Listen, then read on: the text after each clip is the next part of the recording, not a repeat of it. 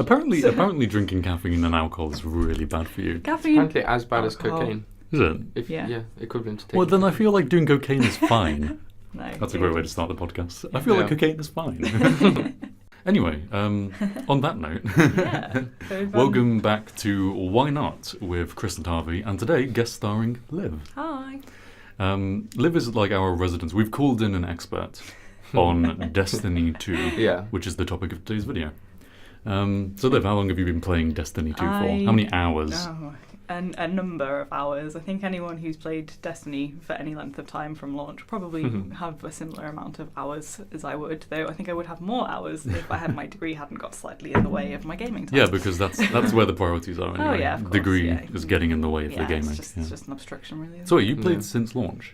I think I bought it probably a couple of days after launch. Oh, wow. Mainly because I was induced by various friends of mine who bought it and said, you need to buy it. They colluded to Oh, get yes, you to buy it. there was an amount of collusion. So I guess you paid, what, like £45 An for it? amount. That's a lot. Yeah. Yes. Chris and That's I, heavy. we paid 12 £12. £12. Damn you all. In the Humble Bundle recently. Yeah. I mean, to be fair, all the old content is like dead now. But it's not dead, but it's deader than I feel like then, because like when an expansion first comes out or whatever, everyone's so excited, and we kind of missed the base game and the first Curse of Osiris. And now, Warmind's just come out, so if I can get to the stage of like playing that, then I'll be fine. Set. Good. Yeah. And as well, you've got the year 2 content drop, which has probably already happened, but I have yet to watch. Well, there was like a stream or something that was going to happen, wasn't there? Because What? Well, Liv was telling me about this big event that was going on, and we were like, oh, great, time's perfectly for our podcast. We can listen to it and then do the podcast. And we'd never listen to haven't it. had time. Yeah. Haven't had time to do it, yeah. No. But from what I've heard, you called me a Destiny expert. I'm a Destiny expert in name only, mainly because I started playing Destiny 2, but haven't played the first game. But That's according fine. to my friend who has played the first game, most of the kind of real fundamental changes to Destiny 1 happened in the second year, so they had a big kind of revamp of the game. So do you think the most fundamental changes to Destiny 2 are going to be I'm wondering now? what they're going to do. Have you wow. seen they announced the new expansion about 2 days ago? Oh. Well, there you go. Yeah. Well, that might have been it. This then. is going to Maybe be it the was. big Yeah. revamp, I think, because they announced it, and they're going to change a bunch of stuff apparently, like core gameplay things, like level scaling and all sorts of stuff that they're going to mess with. Okay, so we should put so like a it'll be- great big qualifier on this video, Yes. which is Destiny 2 as of this date. Now, and also not having watched that stream. Not having because seen exams. the stream, yeah. Because Yeah. exams have been happening, yeah. Yeah. Mhm. Finished We're yesterday. Finally free. Whoop, whoop. Free to make videos Mhm. and podcasts. So with that said, let's start a half-hour timer, because we're going to get kicked out of this lovely podcast studio in about 1 hour. So we'll have half an hour to break down Destiny 2 to its core elements and then reconstruct something new from the ashes. Starting in 3, 2, 1, go. Go. Okay, so Liv, what would you say are the core elements of Destiny 2? I think, well, obviously because it's a MMO, it's obviously going to be playing with your friends and or randoms that you happen to meet because you need to fill slots in a fire team. Have you had that much kind of interaction with randoms? I am not too much, but that isn't because there isn't opportunity for interaction with randoms. It's more that I tend to either play with friends or I will, if we have within our clan, I will sometimes play with clan members that I vaguely know. But I suppose the clan is kind of the bridge there between who you know Yeah. and who you kind of know. it's a kind of vague zone where Yeah. it's not total randoms, but it's also not people you know that well. So it's good if you see people online and go, okay, I need X number of people to go and do a strike or go and do a raid, whatever. Because Chris, we've done like one strike. I mean, Yeah. you've probably done more than I have now. I think but I've done 3. I've done 3 heroic strikes. I think I've done one heroic strike with you, and then we started doing the second one, and Yeah. I kind of had to go. Yeah, I did one with you. I did one with Vlad, Hmm. and then I did one on my own with found some randoms eventually. Okay, I guess we've kind of jumped ahead of ourselves. We should probably give an overview of exactly what Destiny is, Destiny 2. Sounds good. Chris, why don't you tell us? Destiny 2 is a shooter-looter, as it's known. It's an actual thing. Love it. It's I've not heard called of the that before. shooter-looter. Oh, that's Um, great. I love that. Because it's got the elements of an MMO, and it's definitely an RPG with like the character customization, MMO because you play with other people, etc., etc. But at its core, it is a shooter. and there's not really too much leeway on that because they've, the gunplay is excellent. It feels more smooth than, Call of Duty Black Ops or what, the good Call of Duty, whatever. It's just a really smooth game. It's up there, isn't it? But it doesn't have the kind of slowness that a lot of MMOs typically have, like Guild Wars 2, where it would take me about 40 hours to get to max level and finish the campaign, which is like that's the beginning of the end game. And that, like Destiny, we finished the story in like 20 hours. Less than that. Like, and I got to if we had just been playing the actual story, which is pretty much just like a primer to get into the content, isn't it? Which I know Liv wants to talk about because we had a brief discussion earlier.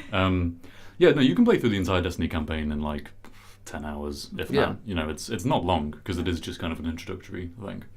But at its elements, at its core essence, I suppose Destiny is very much a shooter. Shoot things with friends, and have kind of special cool powers you can use in amongst the shooting. There are 3 different classes. There's Titans, which are obviously a heavy kind of tanks. You've got the Warlocks, who are kind of the magey, spellcastery, kind of more fly aroundy thing. And then the Hunters, which are not the fly aroundy thing, the ones who just walk around everywhere.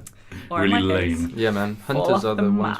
You want to be a hunter, guys, if you ever play Destiny 2. They're amazing. You can throw knives and headshot with a knife throw. It's really good. It's and you get so satisfying. Really cool cape instead of the Titan kind of the Warlock like armband. The Warlock armband, which you can't even see. No. Who gives a crap about armbands, man? Honestly, I would cloaks. Cloaks always. Second character, I'm going to do it just for the cloak. Yeah. Okay, so core elements then. We've got, it's a multiplayer game. It is an MMO. It's weird because it's an MMO, but it feels more like a co-op kind of shooter because you very much just kind of exist with your friends. And like we said with randoms, if you need someone to fill out your fire team or like to help you on a raid or something, then they can kind of help you with that. But essentially, it's kind of get a group of friends, go play Destiny. Shooter at its core, shooter-looter, which is a phrase I love.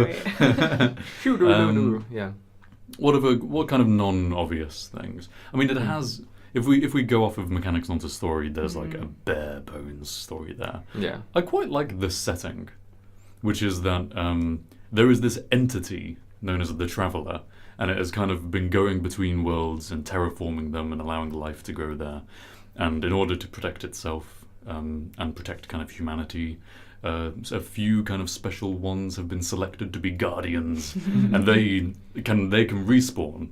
Literally, he gives them these like little AI ghost things. Awesome, yes. The ghosts. The ghosts. And they respawn you when you die, which explains away the game respawn mechanic. It's probably the most blatant kind of like, this is why you can respawn in like out of any game ever. Yeah. Though, interestingly, we say that it's a bare bones story. When actually, even though in game it's quite sparse in terms of, we'll probably end up getting onto this as you said, but as a kind of vehicle for late game, end game, MMO, shooter, fun times.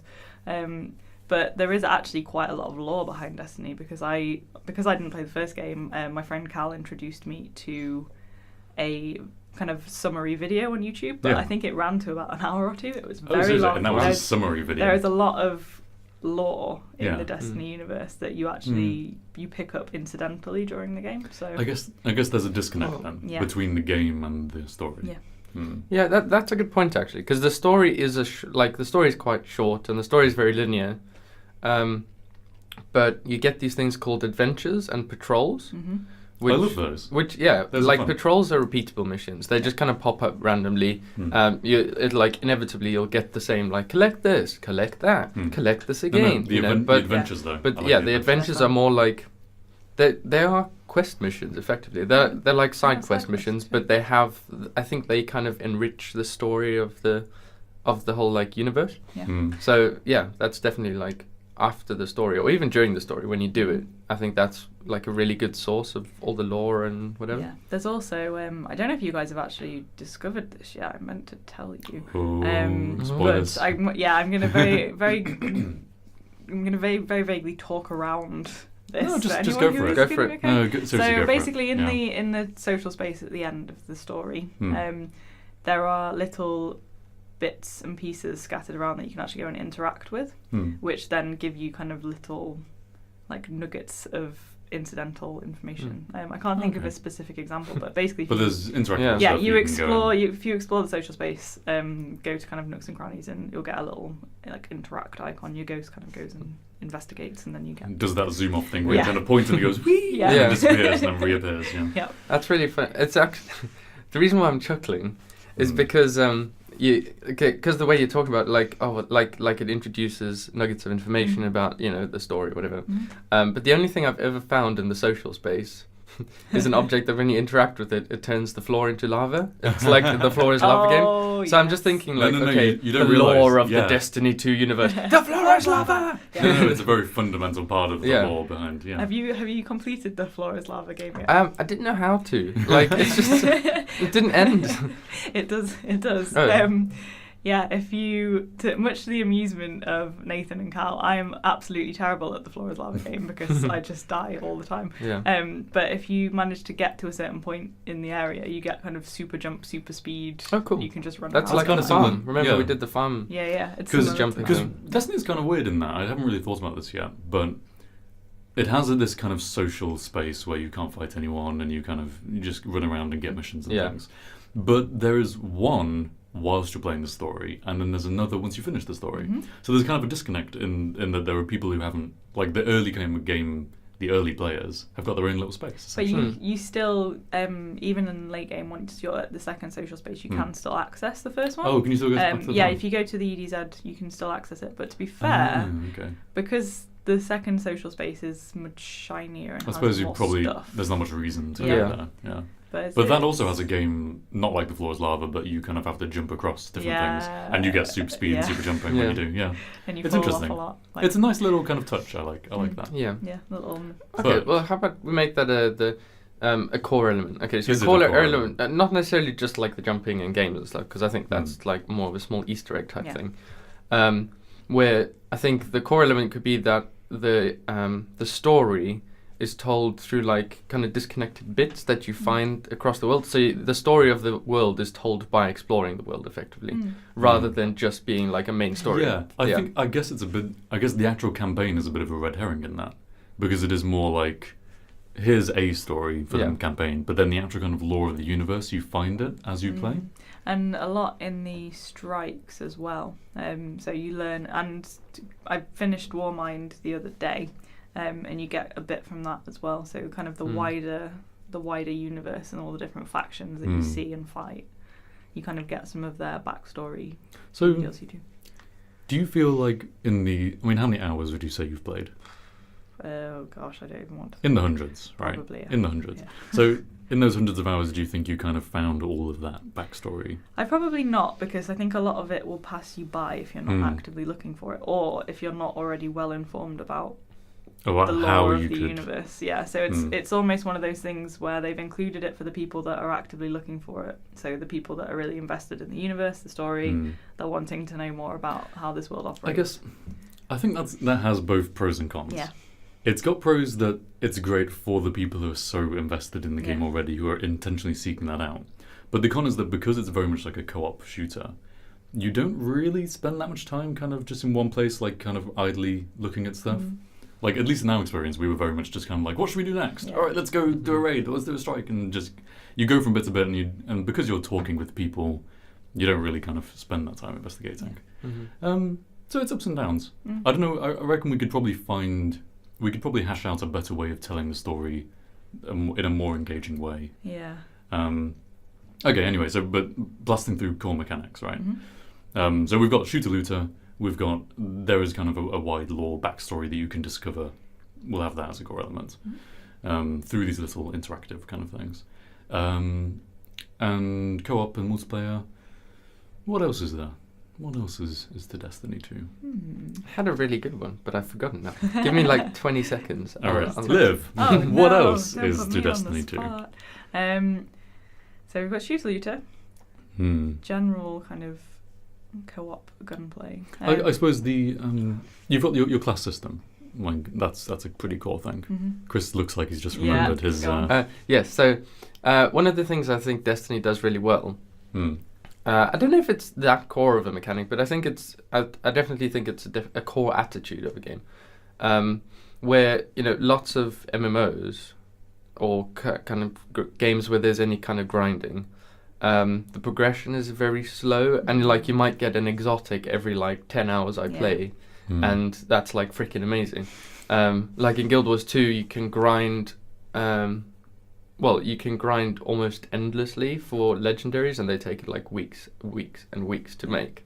Whereas Destiny is really rewarding with that kind of stuff. It's more like, I get an exotic. If I played like for 4 hours, I'd probably get like 2 or 3 exotics. So I think they do that really well. It's really rewarding. It does a good job of keeping you feel. It's kind of always throwing stuff at you, which is really nice as a player. It also rewards you for obviously once you played through with your first character, if you end up creating other classes or other characters, as soon as you hit level 20 and you have access to a vault, if you've got anything on your main character, any weapon stored in the vault, you can then put onto your second. Oh, you can pass things between your characters. Yeah. Oh, okay, I didn't know that. That's really interesting. So it does help you to kind of speed up slightly as well. Yeah, so because I'm not at the point where I would make a second character yet. It kind of rewards you've done all of this work. We're not going to just make you grind and do the same things. I suppose this is kind of part of shooter looter. Yeah. But it definitely does a good job of rewarding you throughout and making you feel like the hours you put in, you're getting progress from it. I was really surprised because just before we started playing, remember one of our friends said it, but I've seen it on the internet as well, that Destiny is like pay to win. Yeah, Ollie was saying that. But it's 100% not. Like having played it for a while now. I've not really found the desire to put any money into it at all. Yeah, the only thing I can think of which gives you an advantage, if you buy it, is that sometimes like specific mods go on sale in the Eververse shop. But they're not even legendary; they're rare mods. Liv's got a point. But they've actually introduced something that makes it even less pay to win in that respect. Okay. I can't remember what it's called, but you get given like a token, and they basically, once you cash that in at the Eververse shop, it will randomly give you one of the things that they've got on sale that week. Yeah, I've used that. Yeah. So technically, you've basically got a lottery to get stuff anyway. So yeah, but it is still a lottery. It is still a lottery. Like, but they do drop randomly in the world. I got one from a public event the other day. It's definitely, the thing is, even with the weapons in Destiny, like, I suppose Crucible might be different because Crucible is player versus player. But you don't necessarily feel like, oh, he has a slightly better gun than me, I'm going to lose this fight. Like, yeah. There was but that's like, oh, sorry. No. Go. Okay. Crucible, as far as I know anyway, Crucible isn't affected by power level. It's only affected by weapon rarity. So an exotic weapon will be better than a legendary weapon because exotic weapons have like better stats, not better power levels, and the perks from them carry over. So you can like customize. So there's customization, but you can't get exotic weapons through the store or pay for it anything. Okay, yes, I was going to say. So the power level is irrelevant. So the key thing is, can you buy exotics? No, and therefore, like, there's it's not really pay to win. It's literally, but it's almost entirely cosmetic purchases because it's Sparrow's ships, shaders. And I got an exotic ship straight away just by chance. Yeah. Nice. And I love it from the front and I hate it from the back. It looks like a hang glider. It's got like a really long tail. I'll show you later anyway. Okay, I'm interested in that. I really want it. Okay, so there we go. We have. I think that's a decent degree of core elements. Yeah.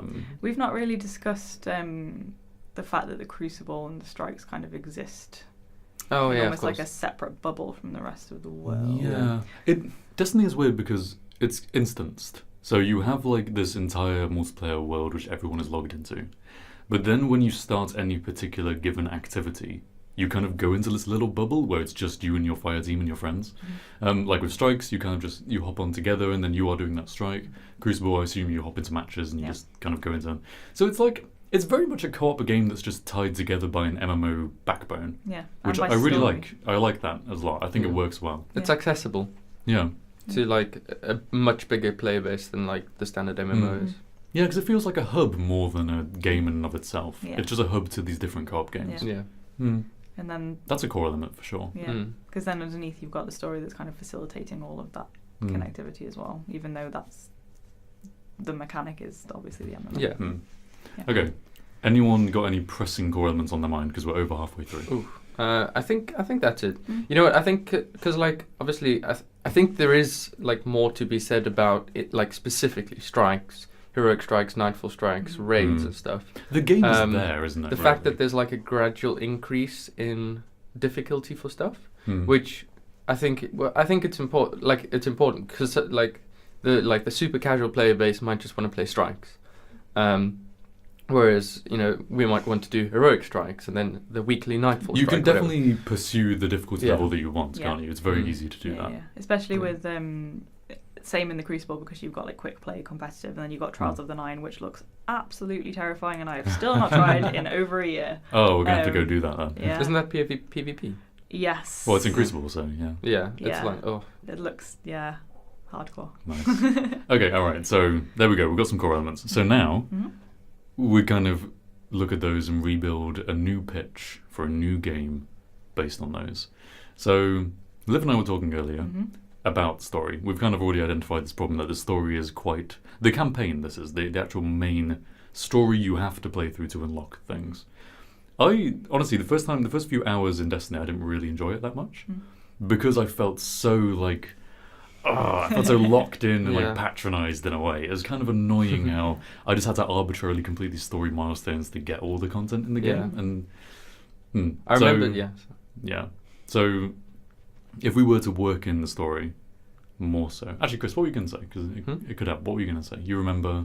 No, I was just going to say something about you because I can tell when Harvey. You see, I've lived with Harvey for a year now, and I can tell when Harvey's about to be put off something beyond repair.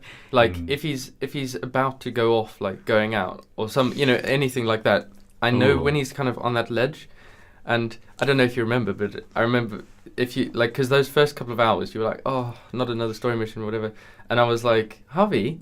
Oh my gosh, this is so cool. I've just found like a really cool thing. Because I knew you'd enjoy it once you got to the end game, but you needed like a little bit of like motivation in your ears to get you going. One thing which kind of demonstrated this for me is that there's a bit during the campaign story.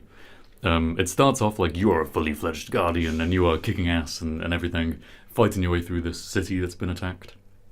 And then inevitably you meet the big bad guy, so you get an introduction to him, and then he kicks you off a building, and then you fall, and you kind of half die, and you kind of reawaken, and you're like severely crippled. And it's like, okay, your power level's been reset back down to 0. And then you limp for about 10 minutes you were gonna say this. in a canyon, and you get this wonderful spectacle of the invading army as they pass you by overhead, and you're just there, just limping forwards painstakingly slowly.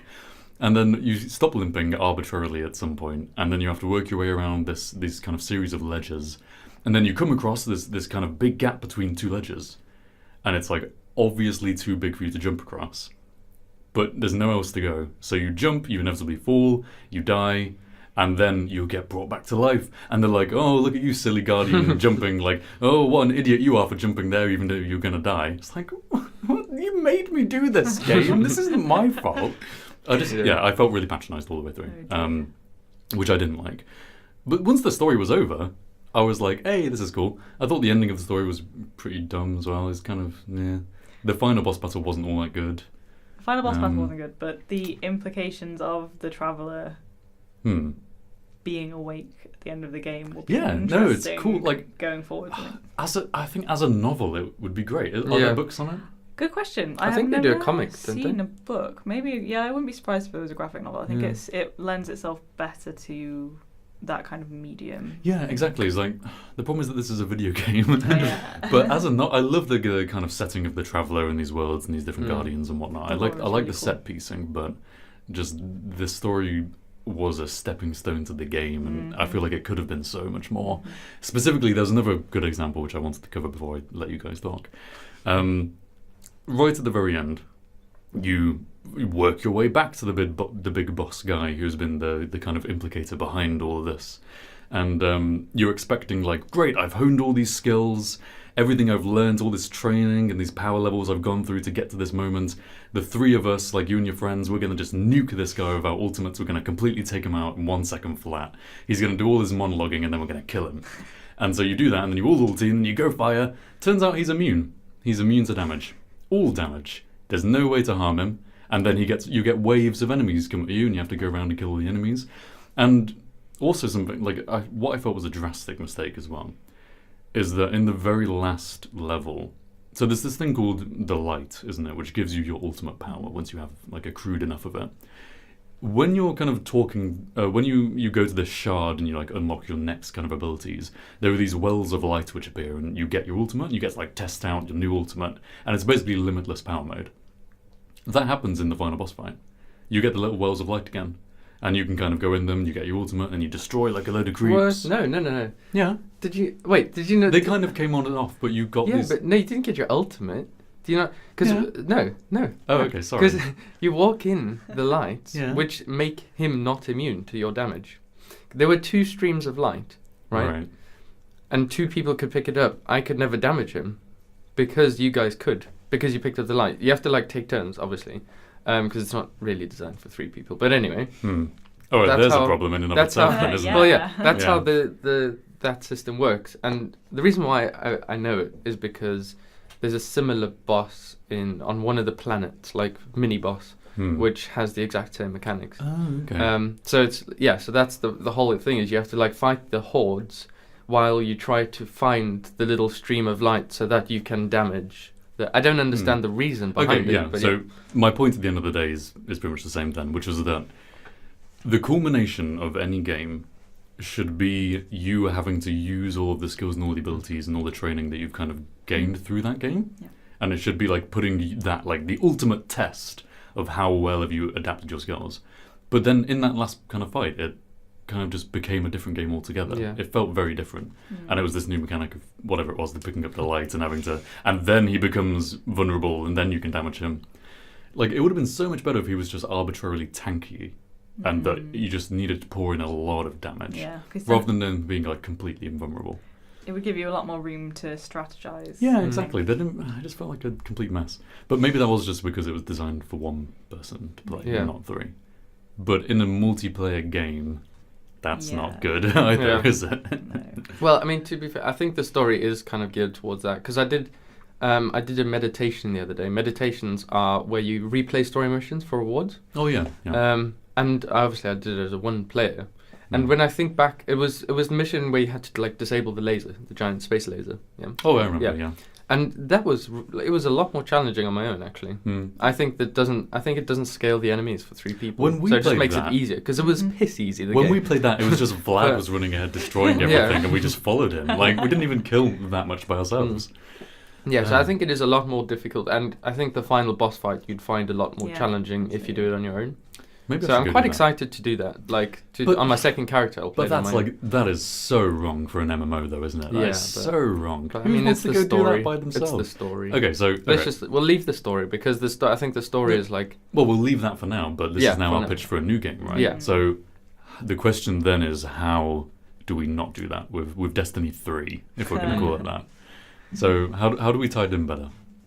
Well, you'd obviously have to build the story with the knowledge that even though it's technically a single player campaign, there are going to be people who are playing in groups because the Well, nature ignore that. Yeah. Like, it doesn't have to be a single player campaign. No. You can have it whatever you like. Yeah. Oops.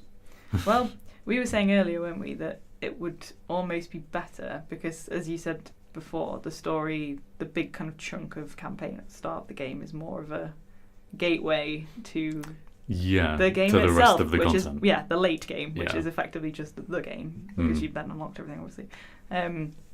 But it would almost be better if the story was actually kind of strung out throughout that instead of just being like, right, a big monolith at the start. You need to get through all of this. Yeah, before if it you was can more do- continuous during.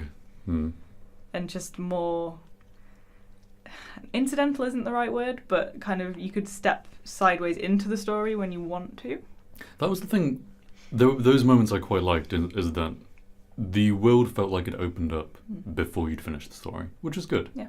Because it meant you didn't even need to finish it technically. I mean, there was some stuff you didn't unlock, like strikes, but you could have just gone and done adventures and looted lost sectors and kind of played through all of the areas once you unlocked all the areas, because you unlock different planets at a time. So once you've got the final planet, you could have just kind of gone off and done what you liked and ignored the rest of the story. It would have been you would have been limited in what you could have done, but you could have. Yeah. Which I thought was a pretty good element that I think in our pitch for our new game we should Hang on to. preserve that. What do you reckon, Chris? Yeah, I think I know Borderlands 2 is already quite similar to Destiny, but Well, actually, yeah, I think thought that comparison one of straight the away things as well. that Borderlands did really well, in my opinion, is that the story suits itself a lot more to co-op because it's in the open world. So you don't feel like most of the story anyway. I didn't. If we played together, I didn't feel like I was hopping into your instance and doing your story. You know. But at the same time, if I played the thing if I played like the story on my own, it still held itself very much as like a solo story. So yeah, I mean, I think that you don't have to do a load to make it like more co-op. Oops, sorry, to make it more co-op friendly. Yeah. I think, you know, enemies can scale more, which they do in Borderlands, as far as I'm aware. Maybe do you think it is just stuff. Is it just a difficulty problem? Maybe. Is it just that when you have several people, it's just too easy, Maybe. and so triple you the health skip bars. over? It's not that like triple the health bars and maybe double the health bars and double the enemies. When there's three double the health people or bars and something. double the damage the enemies do. Oh, exactly. Like that, yeah. So just scale it better. And then, you know, you don't have to reinvent the wheel, because fair enough, like with an MMO co-op game like this, the story's always going to be a secondary thing. Yep. So there's no point in like wasting all your resources trying to create the ultimate co-op story, because at the end of the day, people aren't going to give a crap. They just want to get it out of the way anyway. But yeah, just scale the difficulty a little bit. And, Oh man, we have 2 minutes remaining. Oh my goodness! I think half an hour was a bit optimistic for this. We have a while left in the studio, so we can push it further if we like. I think I'll give us another quarter of an hour maybe. But let's try and blast through. Yeah. So story, we've basically identified that we don't need to reinvent the wheel. Yeah. You can just kind of make sure that it's difficult enough to keep players' attention and not just make it a walk in the park. Don't make it so that it's intended to be single player in a multiplayer game. Like that's awful. Just don't do that. We won't do that. No. That our game will not not have that. Okay. So we've already said that we quite like how it is a multiplayer hub and you go into co-op games. Yep. I think I'm biased because I've not really got into any MMOs before ever. I've played co-op games, but I'm mostly like a single-player game kind of guy. So whatever is closer to single-player is like that's kind of where my heart is. Except when it becomes trivially easy with friends. Yeah. But so I'm guessing. So we'll keep our hub, I guess. I'd say that's good because it feels like you said, read the story. It doesn't feel like you're just occupying somebody else's game space. Yeah, like with Borderlands 2, Yeah. you're saying like it's open world and you feel like you're just kind of going to where they are in the world and doing their thing with them. Yeah. And you're not necessarily kind of dropping out of yours and into their story. It does feel like it's kind of a truly shared experience rather than... Yeah, that's the ideal, Yeah. I think, Yeah. to have a So shared... They have done, I genuinely think I will applaud Bungie for Destiny's like, social space. Yeah, a little clap. A little golf clap. Go with Bungie. Yeah. Okay. One of the things I thought, Guild Wars 2, I'm going to mention it again. Love that game. Love Try it. that It's game. free now. It's great. One of the things I think they did fantastically, and I think Bungie's also drawn off, like obviously with Destiny, the worlds are a little bit smaller, instances are a bit smaller. But in Guild Wars, they have this thing called... Insert name here. I forgot the name. Doesn't matter. They have this thing called Bleep. All of the Thing called servers from like around the world, even though they're separate servers, they all form one giant instance. Oh, yeah. So when you go onto like a world boss battle, you just have like literally hundreds of people just all working together to like kill this giant dragon, which is like I find that kind of interaction. This so scale cool. is pretty epic. Yeah. They could do with some more of that in Destiny, couldn't Yeah. they? Do you know what Maybe else? scale it up a bit. I think I know what you're going to say. You but know exactly what say I'm it. going to say yeah. because before you both say, Liv, get rid of your PS4, get a PC. Just Please. cross-platform servers. Cross-platform Cross-platform. servers. Oh, what it yes. means. God, please. Please. They have amazing controller support on PC. I was talking to Harvey about this. I plugged it in because I was recording a video for it. The controller support is fantastic. You plug in your controller or turn it on, and you just start running, and it just like all works, and like the aim assist is turned on automatically. And then I turn the controller off, and I like touch the keyboard again, and the keyboard works. Chris made a really nice Like, video called just- Destiny 2 is Beautiful. Check it out. Check it Link in the out. description. Like, comment, and subscribe. Woo, Rip Toss name today. drop. But you used the controller for that because Yeah. it was nice and smooth. There's- You wanted the analog stick Yeah, and the exactly, smoothness. And there is no reason not to have cross-platform at that point. Fair enough, Crucible. I get that.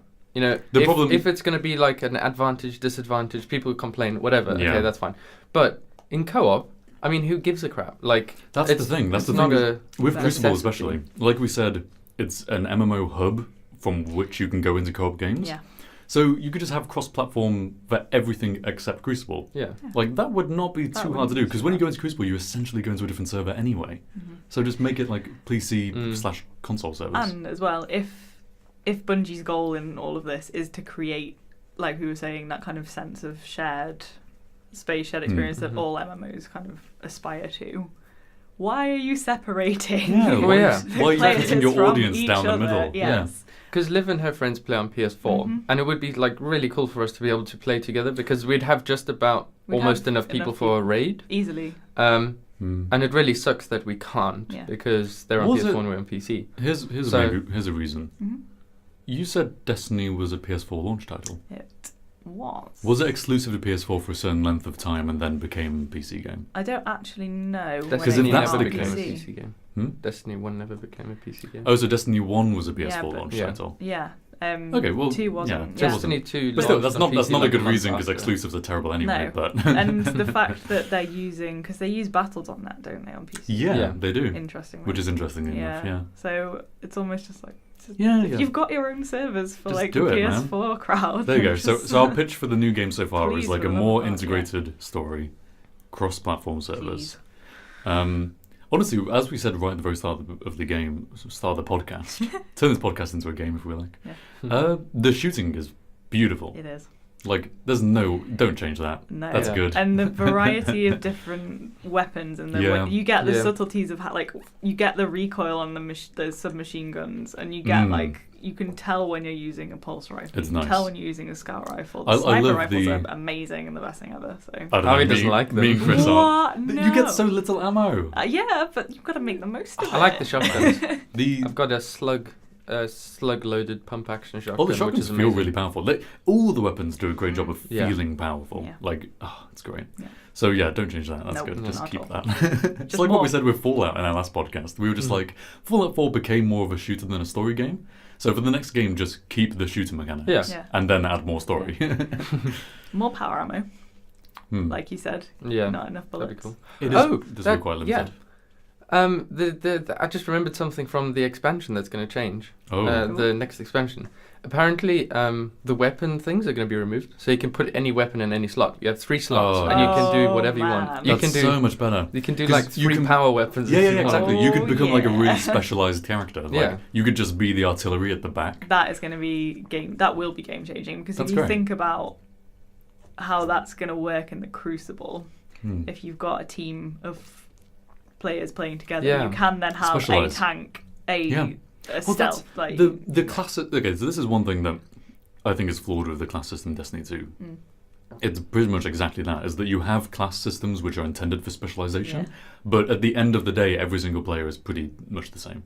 In terms of you can all get the same weapons, you can all use them in the same way. The only difference is like, can one of you fly? Can one of you jump? Like, and can one the- of you turn him your down? like your special abilities. I've only played Warlock. I know that Titans have this big kind of shield thing, don't they? Because I saw that from the campaign. Yeah. The Warlock, one of his special things is a rift, which he puts down and it heals you or it gives you higher weapon damage. Both of which are kind of useful. The problem is that Destiny, you kind of move around quite a lot, but this rift is very static and rather small. Mm. So the most useful I've found for it so far is that when you're playing as a arc elemental type, the Arc Souls. you can just lay down a rift and then you just jump in it. You get this arc soul which fights for you, and then you can just walk off and it follows you for like 8 seconds. Like that's kind of useful because you can still move around. I would say, I'm speaking on behalf of Cal here because he also plays a Warlock. Yeah. And shout out to him if he ends up listening to this. You facilitator, look what you've caused. All these Look people where have now Liv has got found into herself now. Destiny. He tends to make very good use of them because if we're on PS4 chat, whatever, he'll say to us, "Oh, I've got Healing Rift here." We'll put it down, and obviously, if we're all kind of especially weak little hunter, me in the corner, is Who dying needs it. normally, Yeah. kind of limps over and like just sit in the Healing Rift. Like I found it. It is useful. I feel like with better kind of team coordination, Yeah. we could really make use of that. I would recommend especially in the Crucible, if you start doing that as a group, it becomes very useful. Okay, so stronger Holy Trinity. It's called Holy Trinity in MMOs because Holy you have Trinity. healer, tank, DPS. DPS, yeah. If So you have a definitely stronger like imprint of that, allow that'll be greater specialization. yeah. Encourage specialization, definitely. And it will make the game inherently more varied, won't it? Yeah, Because it people will. will I mean, specialize in different ways. You could. I wouldn't. Okay, so how do you encourage it properly? Is it just kind of have a greater length class tree? I feel like you should be going down a path, like a spider web. Like you kind of have to follow like a certain kind of strand. Subclasses, maybe? Yeah. Or would that be too structured? But I feel like Subclasses do it quite good, but yeah, one of the things I think they can definitely improve on right now is I recently watched a video on like should you go for mobility, resilience, or recovery? Okay, and here's the thing, they showed like it was a guy who did it as experiment like as scientific methody as possible. Oh, okay. And like the those results were videos. Nice. shocking. Like if you build full resilience, you have like 10 extra HP out of like 200 That's nothing compared then. to Yeah. Whereas the recovery, your health bar, it was like if you imagine like my hand, you can't see viewers, but my hand is doing Podcast something. listeners, imagine a hand. Right. Okay. Well, anyway, the health bars went up like way faster for people who had high resilience. So like building tank is effectively useless. Unless, recovery is, like, the extra best. 10 points could be good, but like I mean, But it's in- like in one most hit of an cases, enemy. No, yeah. Yeah, maybe that's another thing too. It can help in Crucible because 10 HP can make a big difference between 2 headshots, 3 headshots, whatever. But yeah, for PvE, there's not really too much of a reason. So I think so if you have things like that affect it way more, where you can build glass cannon and you'll be really strong, but then you'll die like instantly. Immediately. Yeah. Greater specialization. Specialization. Yeah. More numbers. Yeah. All right, we have like 5 minutes left. Sweet. We don't want to revamp the shooting that much. It's mostly just kind of class system, we've said. Yeah. We've talked about integrating the story more. What was one of our other core elements? Kind of the co-op hub idea. Yeah. We're keeping that. Yep. Honestly, Destiny 2 it's a pretty great game. Yeah. Like, Yeah. I don't they've have done it. that many issues with it beyond the campaign. Yeah. There are a lot of complaints for it, but I think most of the complaints come from things that they do with expansions and stuff, not with the core. Like one of the things which I think people really didn't like was, so every week there's a thing called a Nightfall strike. It's a weekly rotation where a strike is chosen and made more difficult with modifiers and that. And it's a milestone, so if you finish it, you get a really cool reward. But the problem that they had with it was that as soon as they released an expansion, they added some Nightfall strikes from the expansion. So like the expansions obviously add more, and it gated the Nightfall strikes for some players who didn't have the expansion, because some weeks it would be like last week. It was the you had Nightfall that strike for problem Curse last of week, Osiris, and it gated me as a non-expansion player. I'm not too bothered because I've never not had it gated every couple of weeks. But it could if you be that imagine way. if you were there from the beginning, all of a sudden, like 1 week, you just can't do the Nightfall strike, and Because on the one hand, obviously, Bungie are wanting to incentivize people buying the expansions by gating people out of Nightfall strikes, but then on the other hand, is it really fair to penalise people who don't want to buy the expansions when your kind of ability to progress in the game is tied to acquiring more powerful gear? So should I they suppose put you a strike on for people who don't have the expansions? I think, okay, so it might lessen the idea of the weekly event thing, but you could potentially just have kind of like a weekly event, but you can choose. Like if you don't have the expansions, then you get to do a similar one for non-expansion players. I don't know. Or how about with like, if you just don't gate it, because Just make them unique. Just make them it's unique like, to everything. Like Well, anyone yeah. can play them. yeah, like, exactly. Even if you don't have the expansion, just Yeah. Just don't And maybe you can't, if it's not a Nightfall strike, then you can't play that strike from the expansion or whatever. Yeah. But if it's on a Nightfall strike, it's like a lottery that you get to play this. Cool Honestly, one that could be even more incentivizing, because if To you get- get to see yeah. content from the expansions, Yeah. It's Then almost yeah. like a preview, isn't it? yeah. Instead of sticking the trailer for the expansions on for people who haven't seen the... Yeah, exactly. Okay, all right. So this is going to be the speedrunniest speedrun of a podcast ever now, because we have 2 minutes 40 left. But I really Go on. quickly want to hash out a story idea. Okay. So what would our story be, right? So we know Destiny 2, kind of blah blah traveler, blah blah. This is a guy called Ghoul who wants to travel as light, and he tries to do it, and he kind of fails, and he ends up dying. But now the traveler is awake again. Now what? Well, in 1 minute, Liv. In 1 minute. Okay. Well, I think the fact that the Traveller is awake is obviously going to draw an awful lot. You've got an open door for basically any force in the universe to come forwards to try and... Which I think is what Warmind... Is Warmind about that? Not quite. No. Warmind was surprisingly short. I am wondering where exactly they're going to go with that next. I think Warmind is a gateway more than anything else. Okay, so what would your thing be? Going forwards? Yeah. Well, apparently, I know Cal will like this. There was a set of characters in the first game that have yet to reappear. Okay. I think so throwback to the first. Yeah, I think they're going to pull some more of the stuff from the first game through. I also think that with the death of the speaker in the story, there isn't a strong leadership figure. There needs to be a representative of the Traveller or which, something. based on the kind of dialogue that the Vanguard have been saying to the titular Guardian character, aka you, I was wondering if they're going to find a way to make your Guardian make you the speaker. But then how does that work in the MMO where... The only way they could do it is through more single player story content, basically. Okay, so we're going to have something to do with like a new figurehead appears for the Traveller. I think so. That could be cool. I like the idea of the Traveller's motivations being questioned. I want the Guardians to turn on the Traveller, because that would be super interesting. Yeah. But we only have 54 seconds left. So, Christopher. Yes. Destiny 3. Destiny 3. How is it going to improve upon Destiny 2? Destiny 3 is going to be a little bit more co-op friendly. The story is secondary, but the story is going to be revamped to support that, scale a bit more. Gunplay that stays the same, that's fantastic. We can, a lot of the just aspects of the game just fleshed out. I don't think Destiny 3 has to be a reinvention. And I think that's the reason why we haven't automatically made it into a completely different game, when we did the Dangerous Westworld. I think it's got a really good formula. Yeah. And so it just needs tweaking. Refinement and improvement. Yeah. But otherwise... a few specific areas, but otherwise... pretty solid. Enjoy the game. Yeah. Wow. Yeah, enjoy it. Go buy it. Really good. Yeah, definitely. Whilst, I don't know if the Humble Bundle's I need some people to do strikes with. Can you please buy the game? Bungie, if you're listening, make it cross-platform. Cross-platform, there you go. And time is over. There we go. Wonderful. Yeah, that's... I think cross-platform especially would be that would be such a good improvement. For us specifically, because Liv plays on PS4 and we play on PC, so it'd be great if we could actually play together. Yeah. Without me having to buy a PC. I think the main conclusion is an MMO that's more that is consistently co-op friendly, rather than dragging you back to single-player strikes. Single-player campaign and stuff, You really did not enjoy the story, did you? From a story perspective, it was fine, but from a gameplay, it was too easy when we had other players. But there you go, ladies and gentlemen. Thank you very much for watching. Thank you for listening. Thank you. And special thanks to Liv for joining us in the podcast studio today. Thank you for having me. It's been great. Yeah. I guess we'll... Say nice things in the comments. Yes. Say useful, nice things in the comments. Yeah, we're going to... we have various experiments we're running with this podcast, as you may have realised by now. Changing the format a little bit. I don't know.